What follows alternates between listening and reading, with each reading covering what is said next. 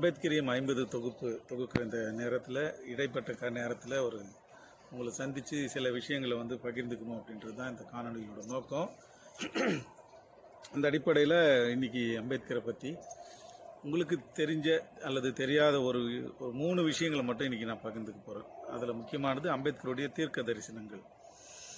ஒரு மனிதன் தான் வாழுங்காலத்தில் முன்கூட்டியே எப்படி எதிர்காலத்தில் நடக்க போகிற விஷயங்களை முன்கூட்டியே கணிச்சு இதெல்லாம் நடக்கும் அப்படின்றத அவர் சொல்லியிருக்காரு இல்லையா. அந்த விஷயங்கள் அதில் ஒரு 3 விஷயங்களை மட்டும் நான் உங்களுக்கு இப்போ சொல்லணும்னு நினைக்கிறேன். ஒன்று சாதியை பற்றி அவர் சொன்ன ஒரு விஷயம். சாதி என்ன சொல்லியிருக்காருன்னா, சாதி ஒழிப்பு அதை பற்றி பேசுறதெல்லாம் நீங்கள் கேள்விப்பட்டிருக்கலாம். ஆனால் சாதி ஒரு உலகளாவிய பிரச்சனையாக எதிர்காலத்தில் மாறப்போகுது அப்படின்றத முன்கூட்டியே கணிச்சதில் அம்பேத்கர் மிகப்பெரிய அவர் தான் கணிச்சார். அவர் எப்படி சொல்கிறாருன்னா, சாதி என்பது உள்நாட்டுக்கு மட்டுமே பிரச்சனை அப்படின்னு சொல்லிட்டு நம்ம நினச்சிட்டு இருக்கோம். ஆனால் இந்தியர்கள் வெளிநாடுகளுக்கு போய் குடியேறும் பொழுது அந்த நாட்டுடைய பிரச்சனையாக அது மாறும் அப்படின்னு சொன்னார். ஸோ சாதி ஒரு உலகளாவிய பிரச்சனையாக எதிர்காலத்தில் மாறுறதுக்கான வாய்ப்பு இருக்குது அப்படின்னு சொன்னார். அது நிச்சயம் மாறும் அப்படின்றது இன்றைக்கி கண்கூடாக நம்ம பார்க்குறோம்.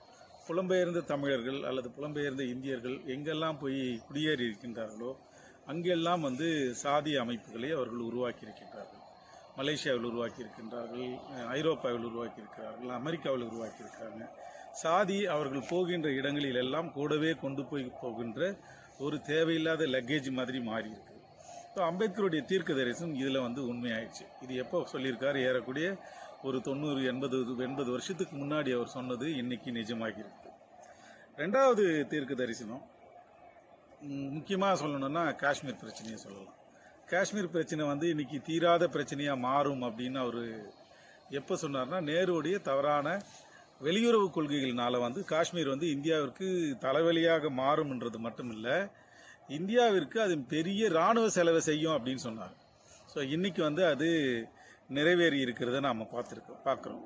ஸோ அதுக்கு என்ன தீர்வு சொன்னார் அப்படின்றதெல்லாம் பேசலாம். அவர் காஷ்மீரை பிரிக்க சொன்னது, முஸ்லீம்கள் இருக்க பகுதியை தனியாக கொடுக்க சொன்னதெல்லாம் இன்னைக்கு ஏறக்குறைய அது நிறைவேறி இருக்கிறத பார்க்குறோம்.